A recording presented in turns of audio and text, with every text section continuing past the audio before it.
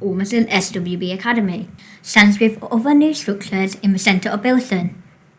It's an impressive building with its wood-clad exterior and the name in large letters for all to see.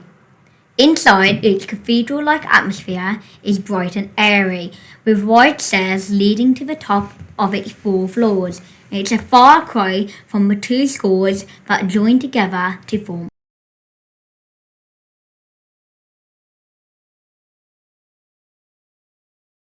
Stonefield High School, which was also known as Hall Green High School and Parkfield Bilston High, stood where the AstroTurf is now.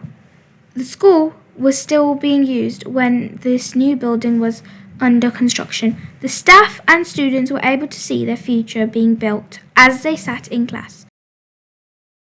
Stonefield High School was built at the very end of the Victorian period in 1906 with decorative brickwork and high ceilings. It even had a couple of bell towers.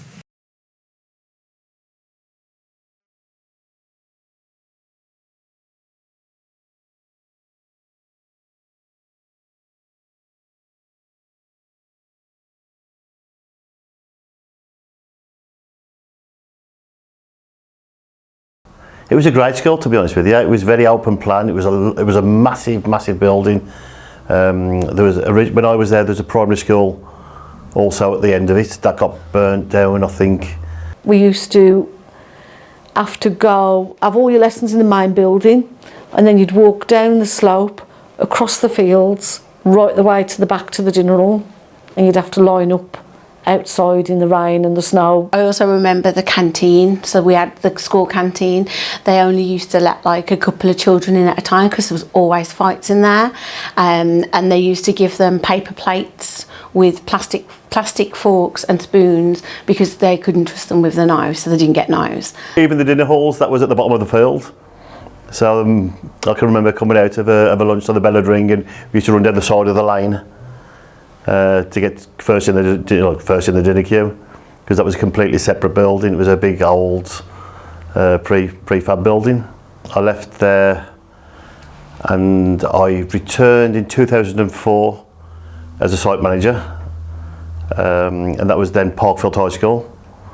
I started as a 12-month gap fill sort of thing and never left. We had a fish pond right in the middle of in the old building, and when I started it was overgrown. You could hardly see the fish pond, and it brought back memories. So one of the first things that I done, I said I want to work on that fish pond, and I cleaned it all up. I painted it and got all the weeds, all the rubbish out of it, and turned it back into something back in the day. Dad before me was a pupil there. 1915 my dad was born.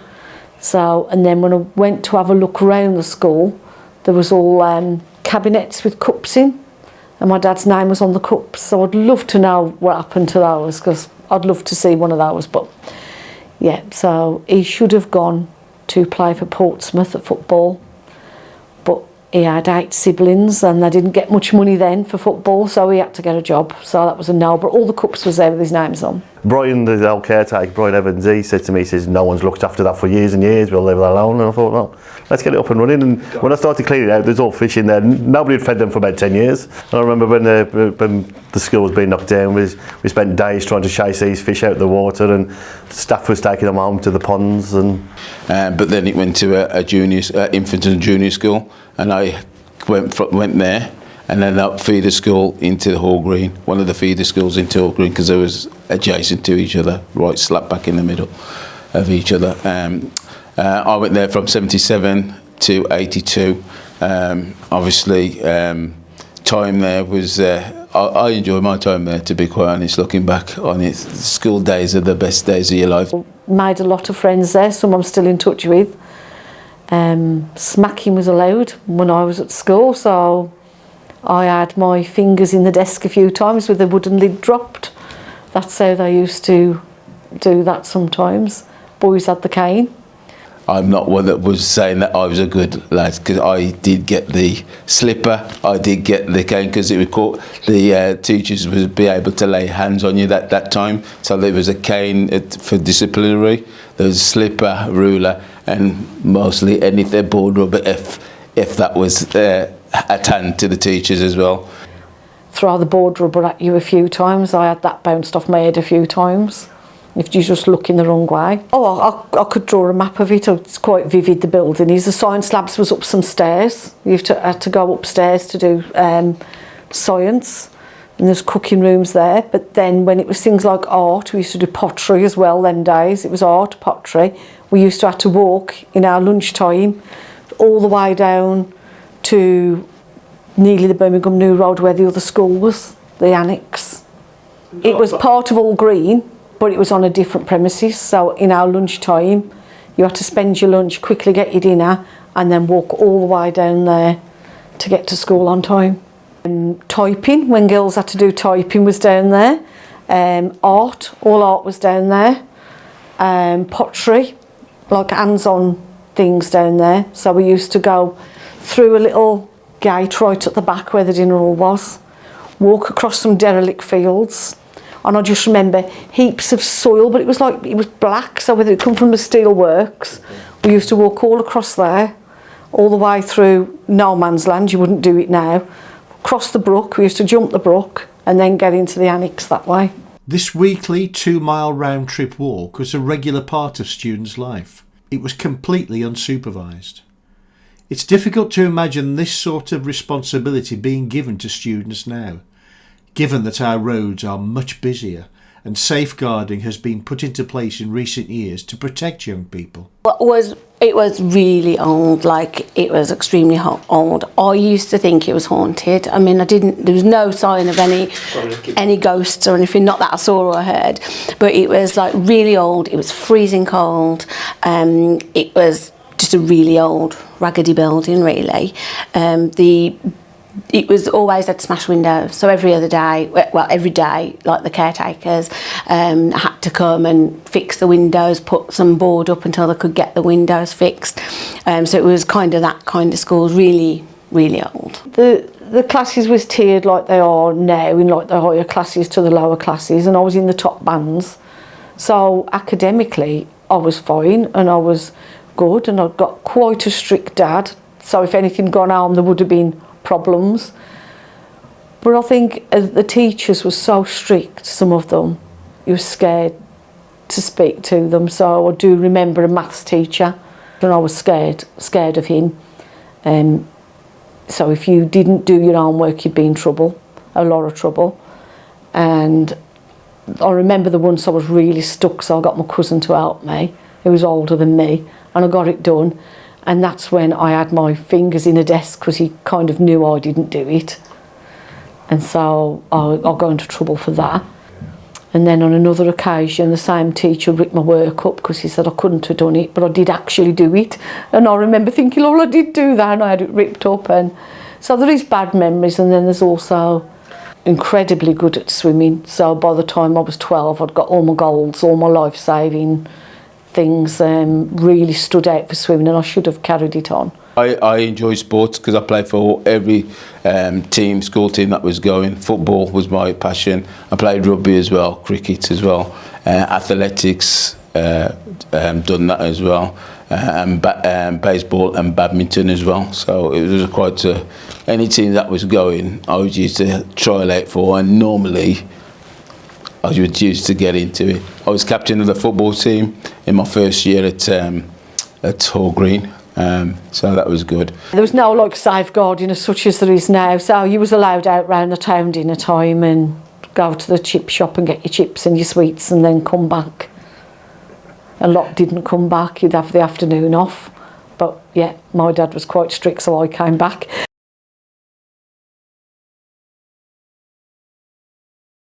Parkfield High School was built in the 1960s with extensions built in the 1970s.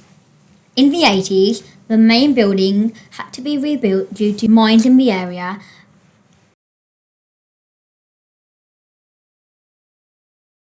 The building is still there today, but Parkfield High School is no more.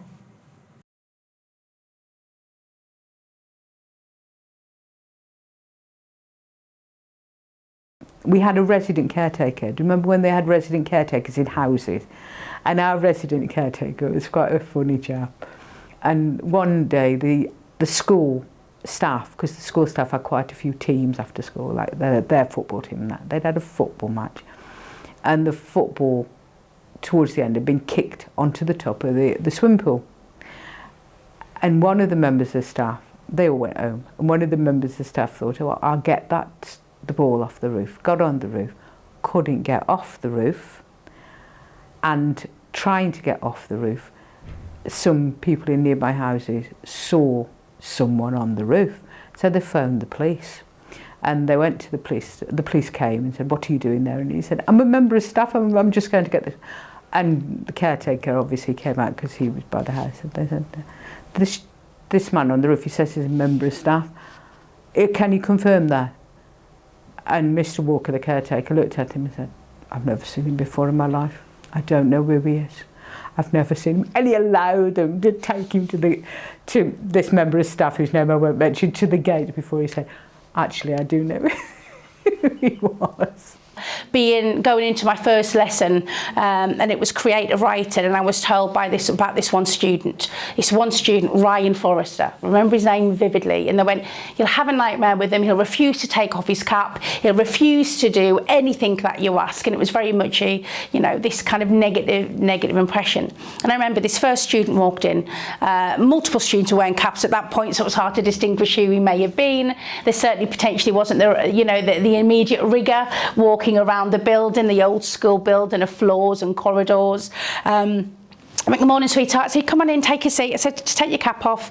Got everyone in, sat down, did the register, did the lesson. It was as calming and chaotic as it could have been, given my first time in front of a room with all of these 16-year-olds looking at you when I'm not much older than them.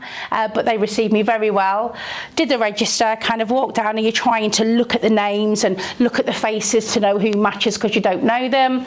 And I'm thinking, well, this is relatively easy, and I know that student has said they're here, and I think they've obviously told me a fib because everyone seems to be here, and he was there, and he was sat, he was the first student in, and he was compliant and pleasant and smiling. And I think for me, instantly I learnt that I'm never going to bring in judgments from other people's experiences. The trips, we used to always take all the kids out on a trip at least once a year, always.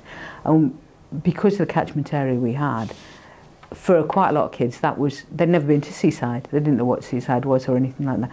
But when you think about how the trips were, you'd never do it now. You would never get away with it now. I mean, we used to take the kids on the train, for example, to Rhyl. We used to just walk to the station, get on the train, went to the station, went on the train, let them work in Rhyl and things like that. Or Blackpool, we went to Blackpool on coaches. We used to drop them off at the top pier, and then say, we'll see you in 2.5 hours at the middle pier, and then, well, we'll see you at such and such a time on the pier by the amusement arcade. And we never saw them in between unless we happened to come across them. And they just did these 3 little registers. And everything was Everything was fine, but we took them loads of places on trips. They always went, not only to Seaside, but to amusement parks and everywhere. We had some really good trips. The staff were really good, and the kids loved it. It was a traditional corridor, unlike the building that we have here, which is very open. And we used to have these competitions on World Book Day. So we had Wonkaland versus Wonderland. We had Gothic gangplanks. And I remember I dressed up as Frankenstein's monster. So I had this kind of full grey cheesecloth tunic and this full latex head. And I even went out on duty at the end of the day. We collected money. And I just grunted for kind of most of the morning to start with. And students were like, who's that? Well, it can only be Mrs. Hughes, who's the only one daft enough to do that, and kind of parents are getting involved, to the Diwali disco, such a rich kind of culture as Parkfields and what is SWB now that we've managed to maintain, to bringing in my toaster from home to make the kids breakfast in their old staff room. I don't think we had to do the risk assessments to the same level at all. Nobody ever did a risk assessment about how you got on the coach or how you got off the coach or what you did in between time or, I mean, I went on and ran loads of trips, and we just had a list of names with phone numbers, house phone numbers obviously, or occasional mobile phone numbers, and off we set, basically. That was it. And you just assumed, you made massive assumptions that they were going to be okay. My very last class, kind of English class at SWB on the Parkville Road, and my very first class in kind of W14 at SWB here will always very, very strongly stay in my memory. And what's really I'm really thankful for, some of my students now are 34-year-olds, you know, and live in another side of the world. They had a massive Christmas party for pensioners, old age pensioners and things at Christmas, and it was really big party. And you can tell that the times have changed, because one of the biggest excitements for the visitors when they came was halfway through when the sherry came out. And everybody had and you could see them go around. And some of them they used to say, if you were going round to the sherry, they'd say, "Is yours the Harvey's? Is yours the Harvey?" Or the cheap one from down the road. And there were loads of, you know, it was really good. It was a big thing. And the students did such a lot of work with it. They were the ones serving, they were the ones preparing. We had all that, and that was quite a long time before it became the vogue. You know, so I'm now seeing students that have now got married and had their own children. And what's really scary for me is last open day in October, I had 17 students who were here whose children are now starting in September. We had massive summer fairs on the fields with different stalls, loads of different stalls and games, and loads of kids involved. We had those for years. You can tell our summer fair, you could hear it coming down the school because we had the brass band. The brass band used to start picking up people on the way, as it were, and by the time they got to school, we had a load of people following the band into the school for the summer fair. We had hog roasts and everything. It was really a very big summer fair. We also had like productions, a lot of productions. The drama department, especially under a chap called Martin Morgan, who later went on, in fact, to become the head at Smestow School. And he'd put on really, really good shows involving loads of kids, and they were quality performances. And we had a lot of people do that. But we also had a different sort of performance in that we had the staff group and the staff band, and they performed and they were funny. They were talented, but they were funny, you know. And we had some really good staff events like that, staff quizzes, everything. There were lots of things that involved the school. You don't seem to get that staff event so much now.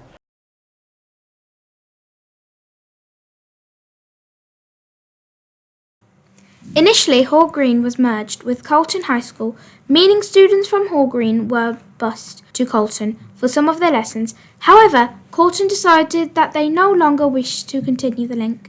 So, a new partner was sought. Parkfield was an obvious choice as it was half the distance from Hall Green, making the busing of students for maths and English lessons much quicker. Eventually, the decision was made by Wolverhampton Educational Authority to build a brand new school, an academy, which would accommodate all the students from Parkfield High and Hall Green. On the 31st of August 2009, both schools closed and OSWB was officially opened. The popularity of Ormston SWB with its growing numbers shows the success that has come about by the merger of two of its former schools.